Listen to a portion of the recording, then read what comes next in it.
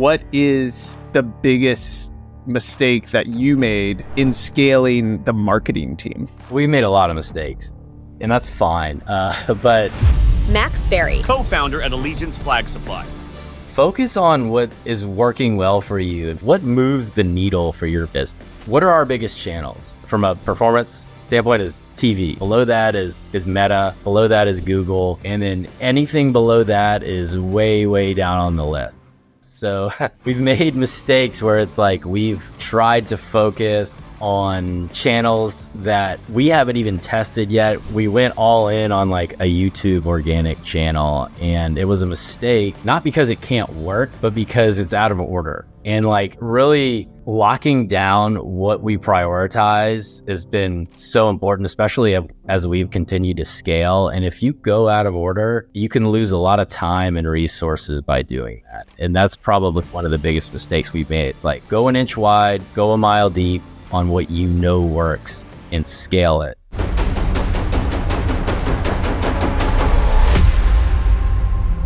Welcome to The Marketing Factor. I'm your host, Austin Dandridge, the CEO of Cobble Hill. And today I have a very special guest joining me, Max Berry, the co-founder of Allegiance Flag Supply.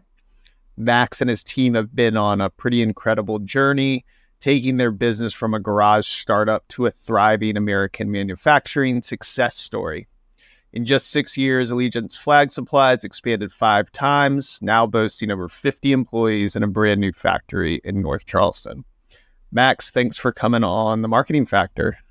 Austin, great to meet you. Thanks so much for having me. Yeah, I'm surprised we haven't met. How long have you lived in Charleston?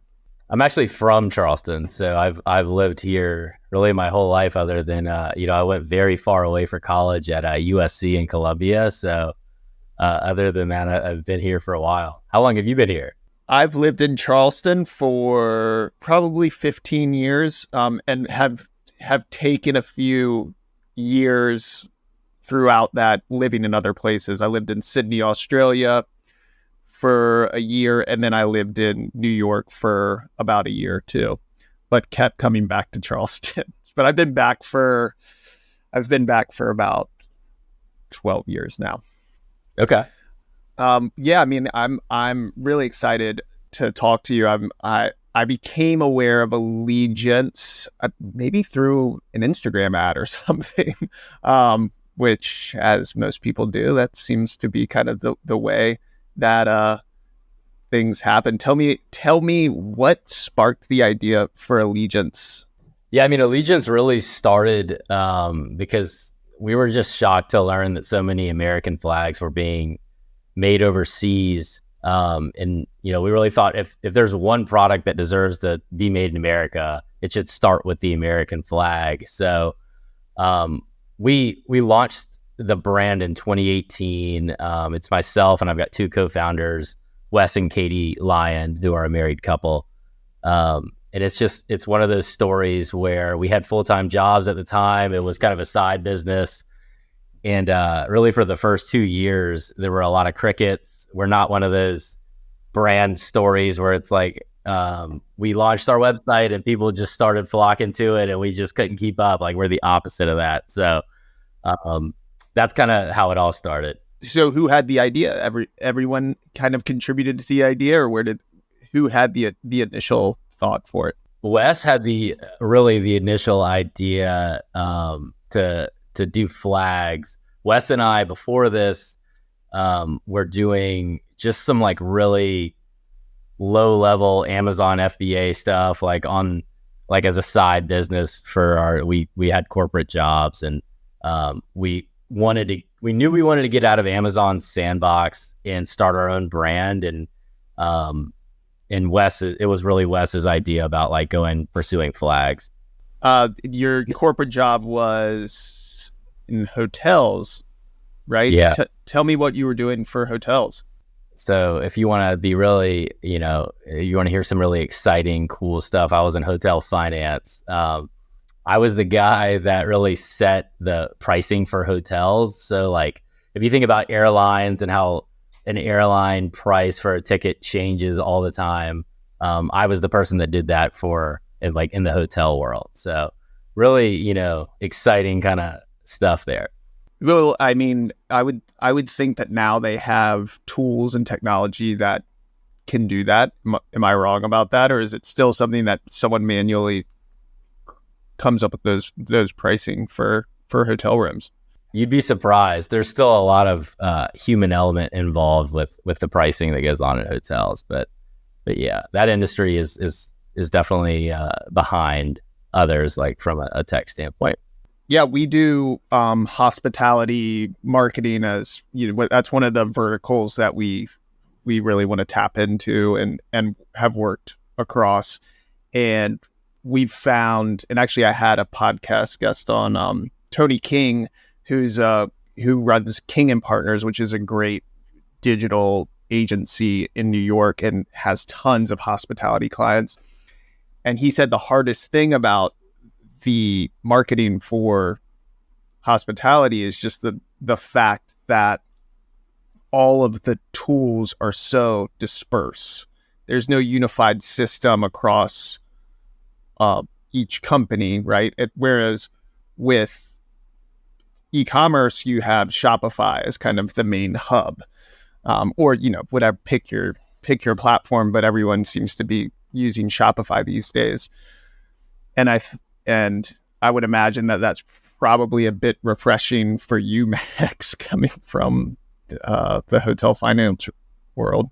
Yeah, it's so fragmented in the hotel space, and a lot of like the chain hotels like a Marriott or a Hilton are really built on like DOS-based programs, which is just so antiquated.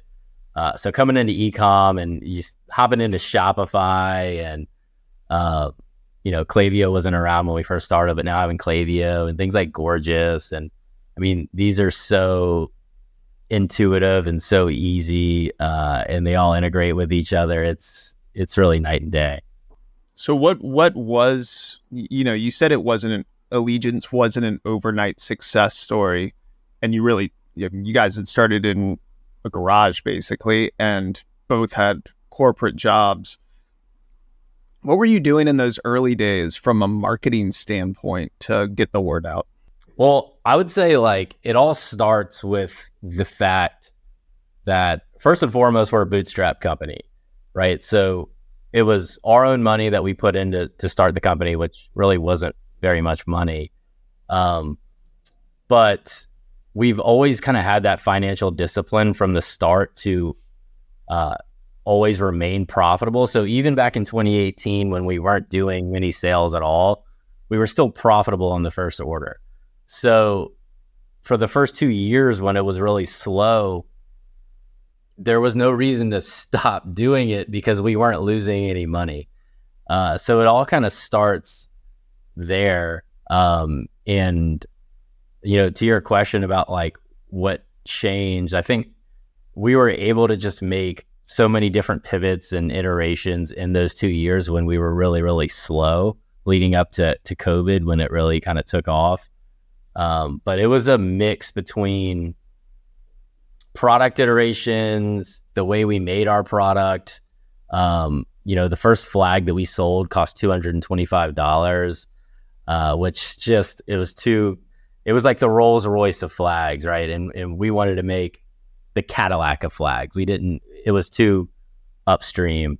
So, iterating on product and then iterating on marketing, storytelling, digital marketing, all of that kind of came to a head in around March 2020 when COVID hit, and like it all exploded then. And that's really when we were able to quit our full-time jobs and go all in on Allegiance.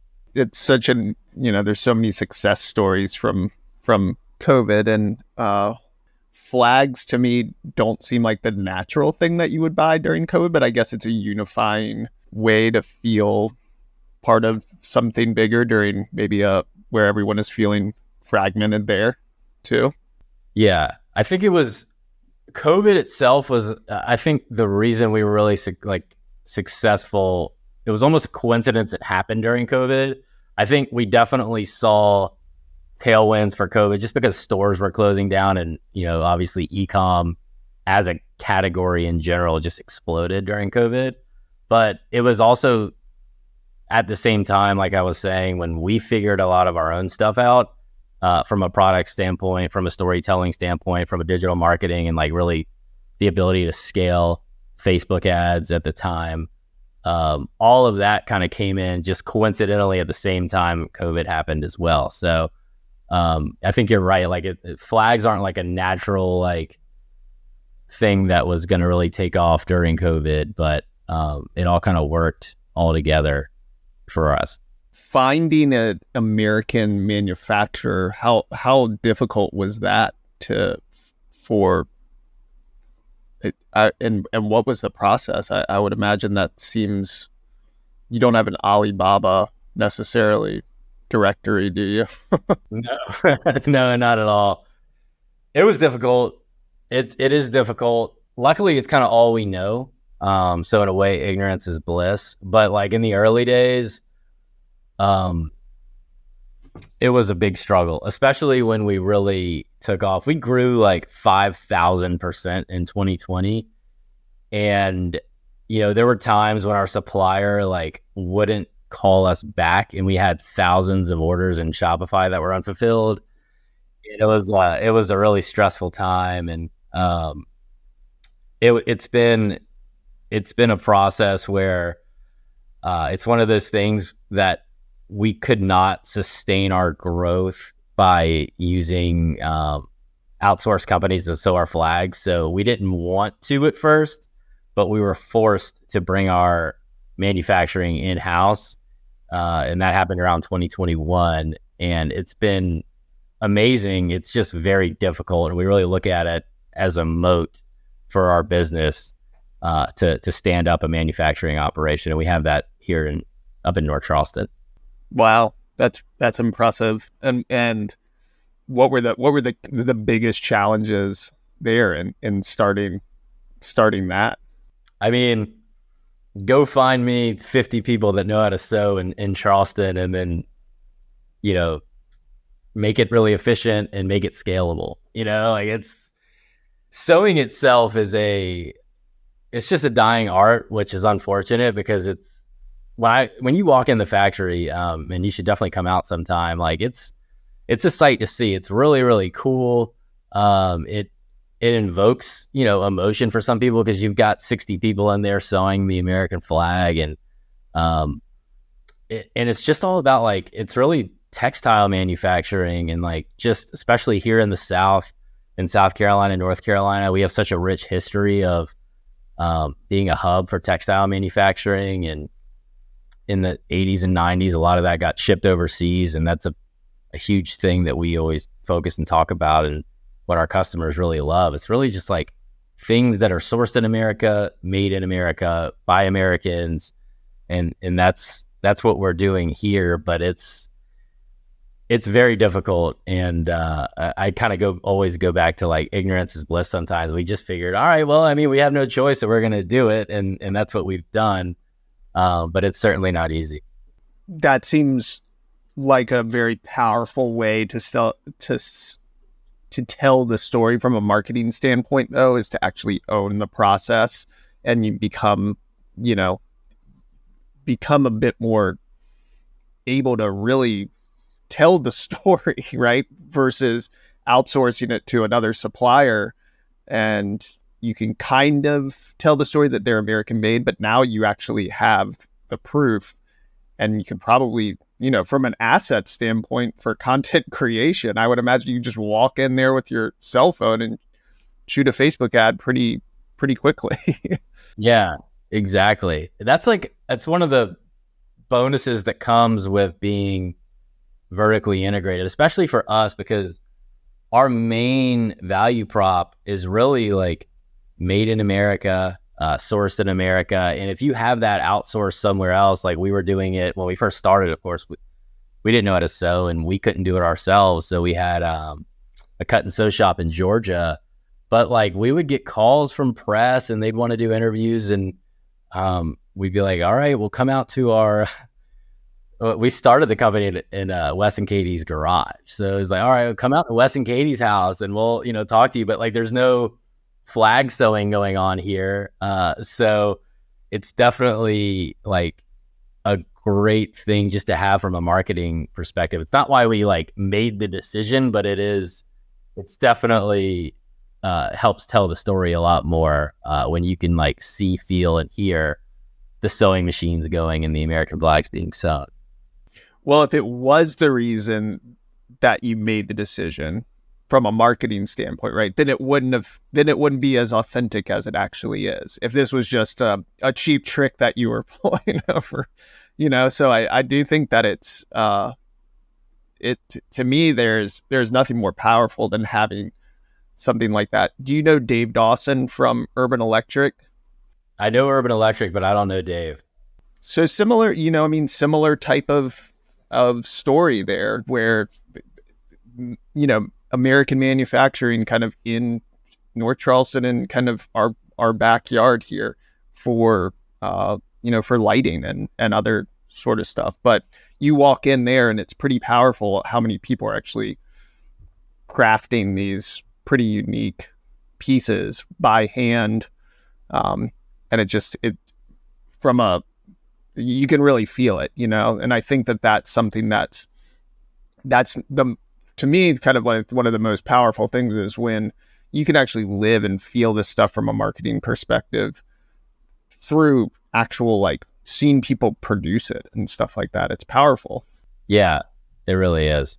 How do you balance kind of the cost of that, domestic production or owning the production and being vertically integrated and with staying competitive with the pricing that you offer? Yeah, I mean, it's a great question. And if you look at us, how we're positioned in the market for flags, I mean, there's nobody that sells a flag for anywhere remotely close to as high as we sell it for, right? I mean, we're 4 times the price of everybody else in the market. And, we drew a lot of inspiration from Yeti and like how they took a product that was a commodity, like obviously coolers have been around for hundreds of years, right? And you've always had Igloo, you've always had Coleman. You could go to Walmart and buy them for $40. And then here comes Yeti and they sell theirs for $400. And how do they do that? How do they decommoditize a cooler? Obviously they made a better product and their cooler is better. It holds ice longer, but it's really in like the storytelling and the brand building and what they've done is really done such a great job at becoming now a lifestyle brand. And we're taking the same approach with an American flag where, you could go to a hardware store, you can go on Amazon, you can buy a flag like on an old dusty shelf for $20, and you'll pick it up and it's from a company that has been around for 100 years that made it, and you've never heard of them and you've never heard of the brand before. And that's what we're trying to do with the American flag, is really decommoditize a commodity. So our flags cost $85, and our most popular product is our flag set that comes with all the hardware as well. It's $185. So we don't compete on price. That's how we do it. We just don't compete with anybody else. But our goal is to get to a point, with what Yeti has done. It's like, when's the last time you've been driving on the road and seen an Igloo bumper sticker or a Coleman bumper sticker on the back of someone's car? Probably never. When do you see Yeti bumper stickers? All the time. So like our kind of goal here is to become what I would call the Yeti version of American made, right? Where it's high quality products. They're all sourced in America. They're all made in America. Our hero product is the American flag, and it always will be. But as we continue to grow and expand, it's like, what else should be made in America, should be sourced in America that isn't, that's high quality, and how do we go about selling that and making that? Yeah, because you can't, I would imagine you don't want to expand into other countries' type of flags or anything like that. So it's, what else can you emphasize from an American standpoint? I think the Yeti example is so great. I'm so inspired by all of their content. I've always been inspired by their videos. They've got a great YouTube channel, and I feel like they tell such great stories. Of course, they have great documentarians on their filming this stuff, and there's great stories to tell with the people that want to, be ambassadors to the program. I think they took a big, they seem to have drawn a lot of inspiration from Patagonia, and I think that way of visually telling a story where it's not, the product isn't, I don't even think they feature a Yeti cooler in any of those videos. It's just telling a story. And to me, that's always, I'm like, that's great that a brand produced this. And it's not just the advertisement shoved down your throat. Have you guys done any content work around that? Working with ambassadors, working with influencer, maybe not influencers, but people, and have you thought about your approach to how that works, the partnership approach? I think that's coming for us. I think just going back to fundamentally, we are obviously much smaller than Yeti. Yeti's doing $2 billion a year now, and like they do such a great job with some of that marketing. But I think we're very still in the stage of direct response, profit first. And we'll get there. I think we see, like, we're in like the second inning of a 9-inning game is the way we see it with where we're going to go. And especially with like storytelling, the opportunities that we have with partnerships. Yeti, I always go back to them, but like they're doing this with a cooler, right? Like a cooler doesn't have like a lot of innate emotional, like behind it. We have the opportunity to do this with flags, and flags American flags carry a lot of emotion behind them from everybody that lives in our country. Everyone's got a different, feel for what the flag means to them, but there's a lot of room in our future, whether it's partnerships or ambassadors, influencers. These things are all kind of untouched for us right now because we're really taking the inch wide, mile deep approach of what's working for us right now. We're not there yet. So, you guys started with 3. What was your role in the business? I'm guessing from a finance background, that was probably the first thing that you were tasked with to figure out how to make this thing profitable. But when you're working with a husband and wife, what were they doing? And I guess my second question to that is it hard to work with a husband and wife? I'm an agency owner I work with my wife, Carter, and it's not hard for me to work with her. But I'm always, how do our employees feel about this? Is it hard for your employees sometimes?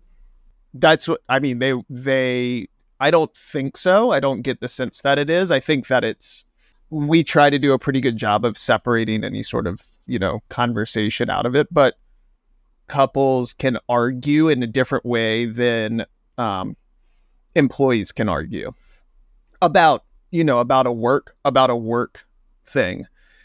And which I think is good. I think arguments sometimes do breed good results. If everyone kind of just follows what I say or what Carter says, then I think that you can get in trouble that way.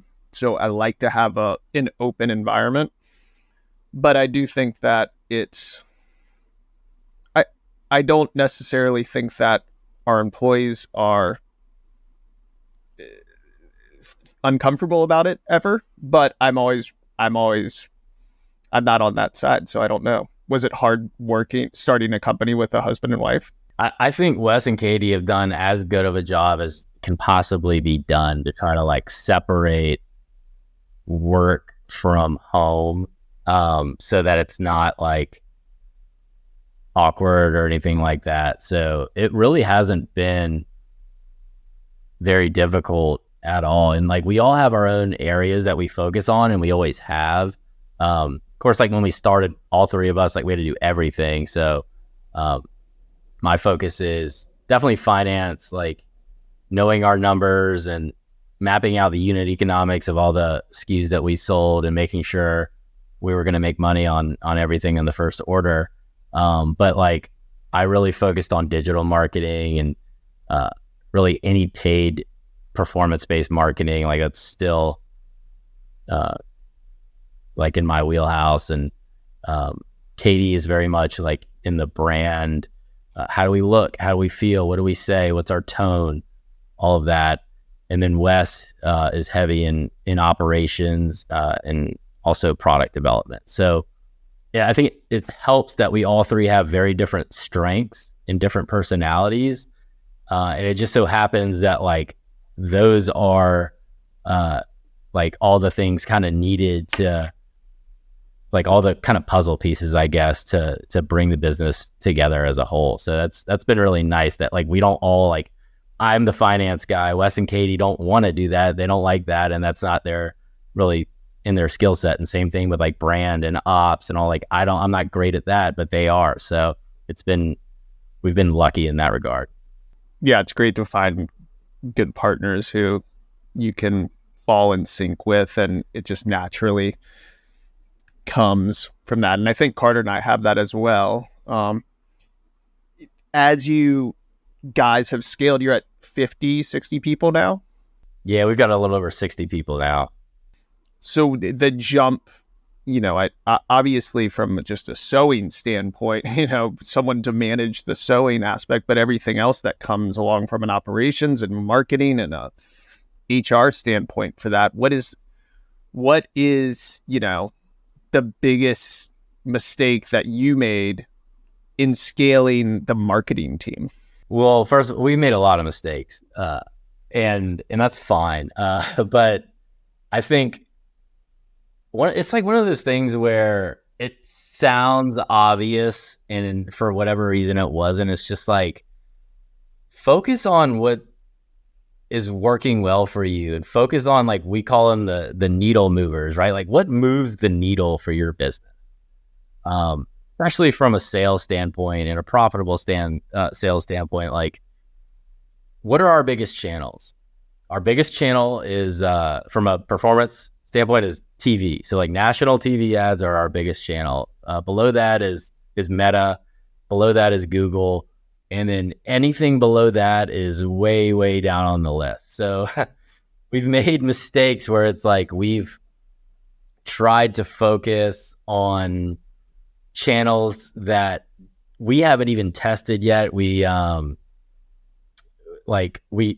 went all in on like a YouTube organic channel, and it was a mistake, not because it can't work, but because it's out of order.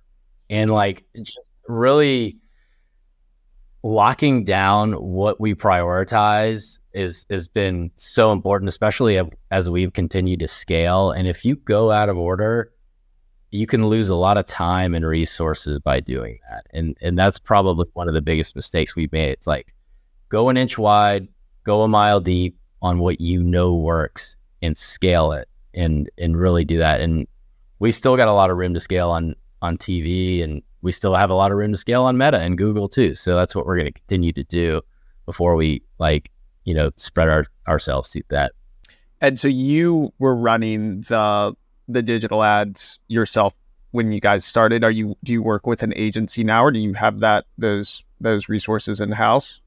Yeah, so we work with an agency. I was running the digital ads, spending like in 2018, like $50 a day on our personal credit card, I think.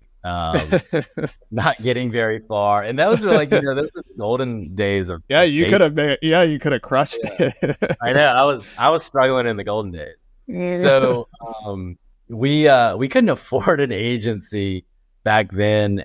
And what we ended up doing is we like picked our dream agency that of course we couldn't afford. And like I looked on LinkedIn and found the people that worked there and just started messaging them and said, hey, would you like to do like something on the side, like contractor work? And we ended up finding a guy that was with us for years. And he like just, that also happened right around COVID.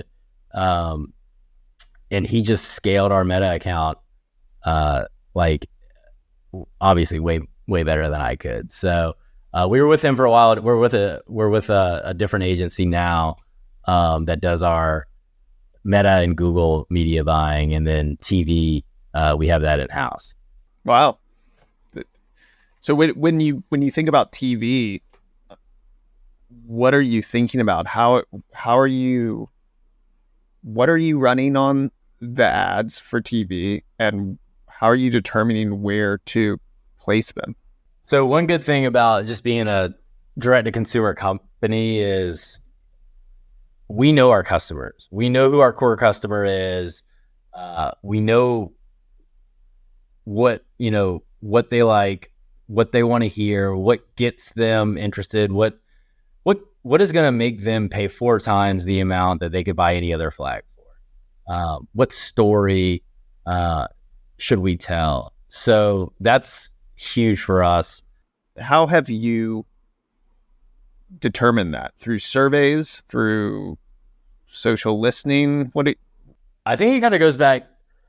We did all the customer service for years. Like we talked on the phone to our customers. We answered every email, every Facebook message, every Facebook comment for all of our ads. Like we would answer. We still do. We have an in-house customer service team of 5 people, and that's like one of our like just core pillars of the company is white glove customer service. Like our customers want to be able to pick up the phone and get an answer and a few rings and talk to someone that lives, in America, and English is their first language, and it's not a robot or somebody overseas that doesn't really understand the issue. Like that's kind of table stakes for us. So like we talk to our customers all the time, every day. So we just know if you do that, you'll know who you're talking to. So we know exactly, who our core customer is. Not to say that like we don't have just like a wide mix of customers, because we do, but there is a core kind of commonality. So when it comes to TV media buying, it's nice in a lot of ways, because it's there's only so many networks, and then there's only so many rotations within the networks. And we just knew right off the bat, if TV is going to work for us, we know what networks we need to hit. It's a bigger swing, obviously, than like running on Meta, where you can spend whatever budget you want. It's going to take more upfront, but the CPMs on TV are so much lower than really anything else you can get. And for us, and for who our customer is, it's so targeted as well. It's not like we're not selling like iPhone cases, for example. It's just like to a wide mix. It could be anybody. What for who is interested in the American flag, we can target by network, and it's just been a huge success for us. And I think we're just lucky in that regard by ways of like our category and the products that we sell. How do you measure on TV? I've admittedly never. I mean, I've run out of home stuff, but I've never run on network. Is there a way that you're measuring this, that you can tie it back to your Shopify data? Yeah, there is. So it's a mix of things, but really it's pretty sophisticated nowadays. We do have an agency that helps us with TV. We do the media buying ourselves. But there's a pixel, and they know every time a spot airs, and there's a window that they capture all the traffic for when that exact spot airs. And then they follow that traffic, and they assign an attribution window, and they attribute a sale based on that window to the customer, like if they hit your site at that specific time. So that's one way. And then we rely heavily on post-purchase surveys as well. And we don't take either one as the source of truth, but by combining that, we're able to kind of identify, the success. And you can even break it down on a network level on TV, and even a rotation level. And it's pretty cool and sophisticated nowadays. Do you guys work on the website yourself, or is that something you work with an agency on it too? We have an outside, we are very involved in, but we have like an outside dev that helps with some of the dev work. And we have an outside UX kind of contractor that helps us as well. But we've got a director of e-com in-house, and that's his main role is the site. How did, a lot of businesses come to us and they say, hey, can you find us a web developer? When did it, for you and Allegiance, when did it make sense to hire a web developer? We've always needed a web developer because one of the mistakes we made was we went with like more of a custom Shopify site in the beginning, and we didn't need to. We just needed a theme. We could have spent $300 and been probably better off. So we've always needed to have an outside dev to help us with things, because even like simple changes were very complicated in our site build. But it's always been outsourced. We would find them on like Upwork or like through the Shopify Partners Network or something like that. We recently went through a full site, just complete redesign and relaunch a couple of months ago. And we found a dev in North Carolina that's been great to work with, and we've kind of stuck with him. But we always needed it. Do you find that working with an agency or a freelancer is better? What are the differences in working with those? For devs specifically, or like for digital marketing stuff? I think for anything marketing wise, whether it be digital marketing or your website or any sort of outside service in the marketing tangential space. Oh man, Austin, I don't know if you're gonna like my answer, man. I know. I'm all ears. I want to. I think it's important to know what. Yeah, I think agencies. I've had experience with a lot of agencies. Some good, some not so good. I think in an agency, you run the risk of being passed off to a junior member of the team, and that could be a struggle sometimes. If you can find someone that's got like a contractor that has multiple years of agency experience, that's where we've seen the most success, because they get the high level strategy, but they can also execute. And sometimes my experience with agencies is there's like a little bureaucratic maybe, or I don't know if things get lost in translation, but like, we've been sold a lot, like when it's like time for like the proposals of the agency, and then like it ends up we'll get passed to like an account executive that we never talked to, or a bait and switch. Yeah. And it's not like, I'm not saying it was. It's not on purpose, but that's but it's just kind of like, and that's the business model too. So I respect it. I get it. The agency needs to be able to scale, but I think just personally, I've had better experience working with contractors and cutting out the middleman of the agency in most cases. Does it get to a point where an agency does seem to make sense more? Like, is there you said you're in the second inning right now, in the fourth inning, when your time is cut up even more than it is right now. I mean, I can't even imagine all the stuff you have to do. Is there value in having an agency? And I guess the question is too, is there value in having someone that's full service in an agency, or someone that's an agency that's much more specific in what they're tasked with? I think agencies that are full, like I think any experience we've had with full service, like just do everything for us. I think that's very difficult, because each thing that goes on in marketing requires a very specific skill set. Even with media buying, like I think it's very difficult for a Meta media buyer to be a great Google media buyer.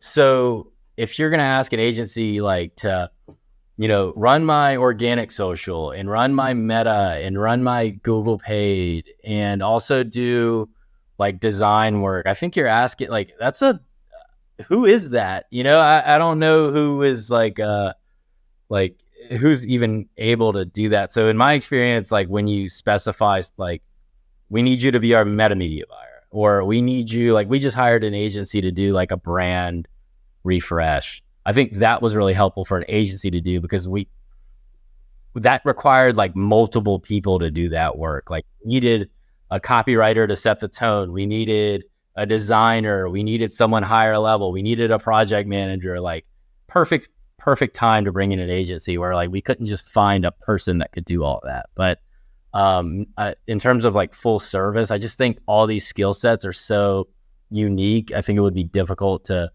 do everything well, if that makes sense. Yeah. How about PR? Is that something that you guys handle yourselves? It is now. That's one thing, like selling flags, I think there's a lot of benefits to it where it's like a niche market. We've got some tailwinds that other categories don't have. PR is one of those where it's more headwinds, where it's like, we're not a sexy, cool apparel brand, right? We're not a cool supplement brand where like you could just bring on an agency and they've already got their Rolodex and like, oh, I already placed like this, this apparel brand, you're just going to fit in next. Like we're not that. It's a very unique thing to talk about. So like PR's been a lot more kind of like us having to do a lot of the legwork, and we have had great PR hits. We've been on like national TV on like Fox and Friends on Fox News, like pretty much every year for the last 4 years. And those have been huge for us. And we've done other kind of national news stuff, but there's not a formula for it. And it's been difficult for other PR agencies to like put us and fit us in like what they're kind of used to. Yeah. And it also seems like, this size you're at now, it's especially just inbounding press requests seems like something that you'd want to handle yourself anyways, because you can tell the story better than a PR agency could. I think you get the Rolodex with a PR agency. But for Allegiance, to me, it makes sense that you own that story. You own the way that you're communicating it. Yeah, exactly. And that's what's worked best for us. When you decided to rebrand, and I'm guessing that's going on right now still, or maybe that's recently launched at it. I don't know where it is. What was the, I'm sure you guys were, it's always nice to freshen up the look and feel, but what are the factors that you consider when you're rebranding? And more importantly, like, how did you find the partner? How did you know that they were a good fit, the agency that you chose? Yeah, well, for us, the rebranding is done, and we basically had like the same brand colors and logo and everything since 2018, since we launched. And it just didn't feel like us anymore. And we'd felt that way for a long time. So we got to a point where like, all right, we finally have we have resources put behind this. Like we can hire anybody we want. Like we want to hire a legit branding agency to come in and just give us a fresh look. We know exactly who we are. We know who we want to be. And we did a search, a nationwide search. We found an agency based out of Austin. They did some great work with Howler Brothers and like Dakotas, because we were looking for agencies that had like more of like a masculine kind of feel to them, and had kind of done that with other brands like that were more kind of masculine in theme. And we really liked them, and it was fine. It went fine. I think what we ended up with was definitely not a 180. It was more of like a brand tweak than it was like a complete throw out the book and like start from scratch. But I think what that did for us was just like made us feel good about, all right, we went through this whole process. We interviewed several agencies. We went with this agency. We did it like the right way, and we feel really good moving forward. Like, this is who we are. This is what we look like. And just because it's not so different than what it was, like, that's okay. We feel good about it. So that's where we are. And we launched it like back in May. So it's live now. Rolling that out, how long did it take to materialize? And then how long do you feel like you can live with it for? Yeah, I think it took maybe 3 or 4 months, something like that, from like start to finish. And Yeah, I think we can live with this for a long time. We feel really good about it. We didn't feel really good about it before we did this for years. And it was still like, it was just one of those things where it was like, what exists now is working, and we're not in a rush to change it because of that. I would always go back to Amazon and be like, guys, are you allowed to cuss on here? Cuss away, Max. It's like Amazon's website looks like shit, but you don't think like they have it all figured out with CRO and like the way it all works? Yeah. You know, Amazon isn't like a beautifully looking, like, you know, 2024 D2C, great, like with pastel colors brand or anything like that, but it's Amazon.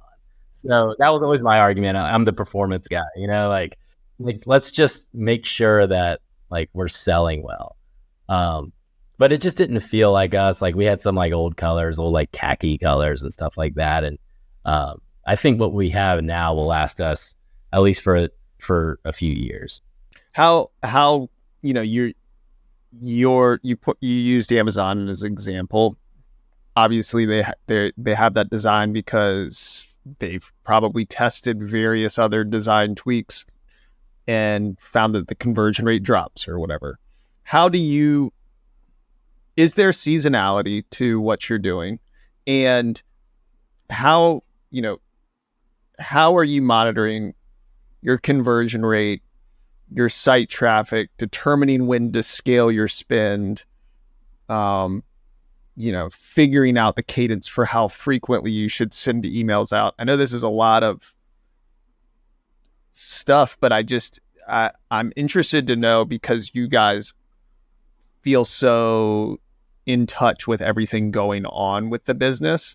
How are you making those decisions? And is it something that you, the business owner, is going in, looking at the conversion rate each day, determining that, seeing what's up?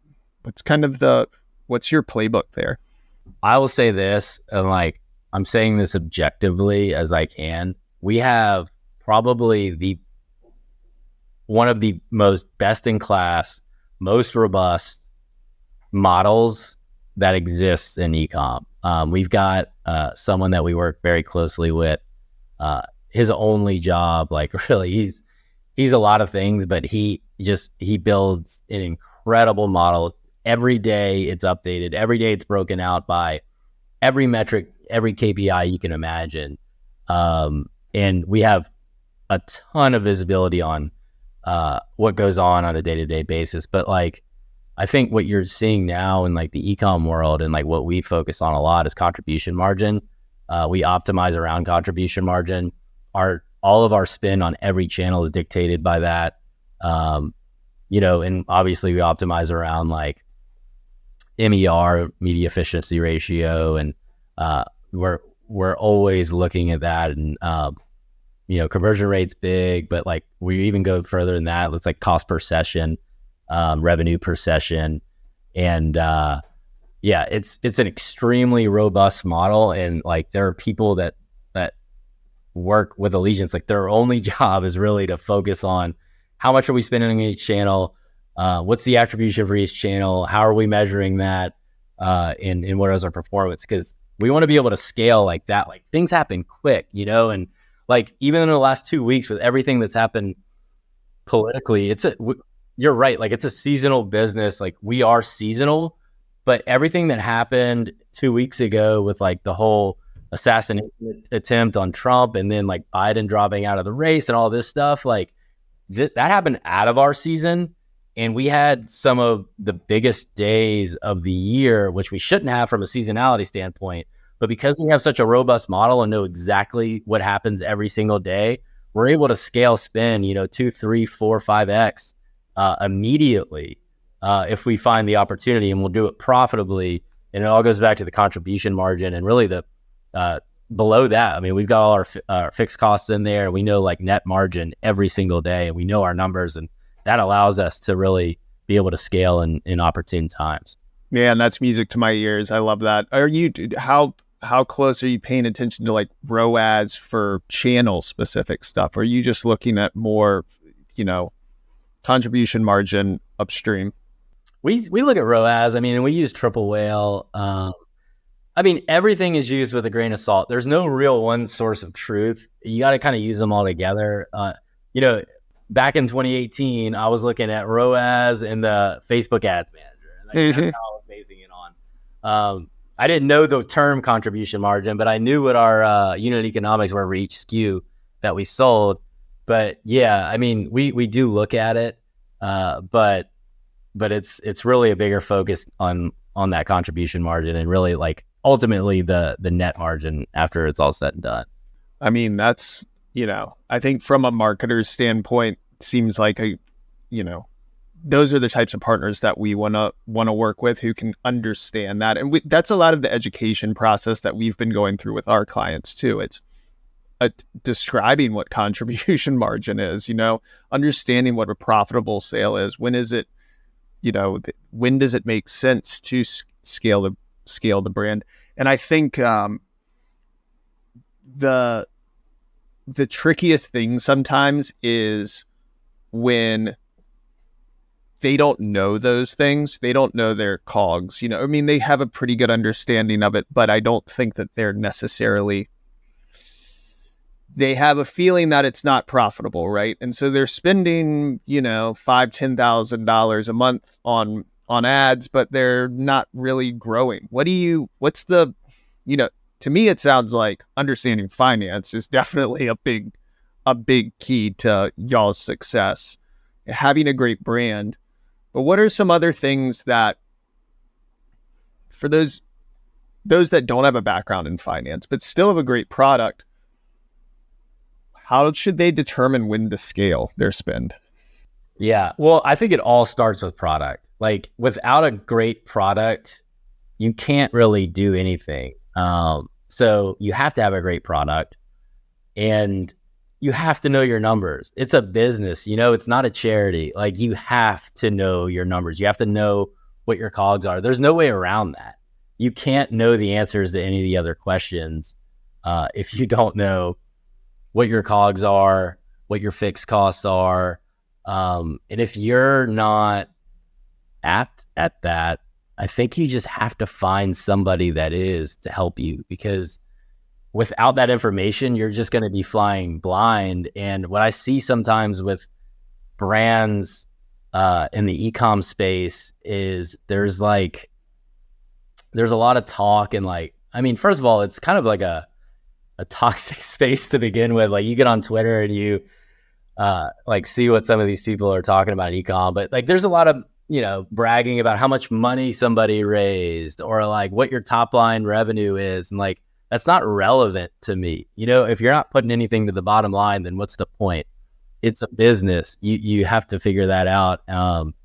And I just don't know any other way to do it other than really to know your numbers and also have a great product, but then also have great storytelling and marketing, and they all have to fit together in order to really become a great business. And that's what we are. We're really proud of Allegiance and what it stands for, and American made, and being able to support American jobs. All of that is incredible, but we couldn't do that if the business doesn't make money. That's the fundamental thing about this whole, it has to make money. It's a business. So sometimes people get lost in that, but at least from my perspective, that's what I think is kind of just fundamental.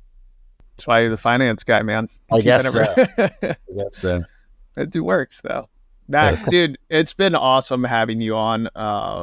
Where can people, follow you? Because you definitely seem like you have tons to offer. And where can people find Allegiance? Yeah, I'm on LinkedIn. Max Berry. I don't even know what my name is. Probably Max Berry 7. And then Allegiance can be found at showallegiance.com. Launched a new website a couple of months ago. Check it out. And if anyone's listening to this and wants any piece of my advice or anything like that, or if I can help in any way, I'm always happy to help other founders or people that are in the marketing space. I'd love to help if I can. So feel free to reach out. Well, I'll be reaching out to you, and I'll definitely reach out to your modeling guy too, who can build out a new and improved contribution margin model for our team at Cobble Hill. Absolutely. Thanks so much, Max. Great having you on, man. Thanks for having me, Austin. Good to meet you.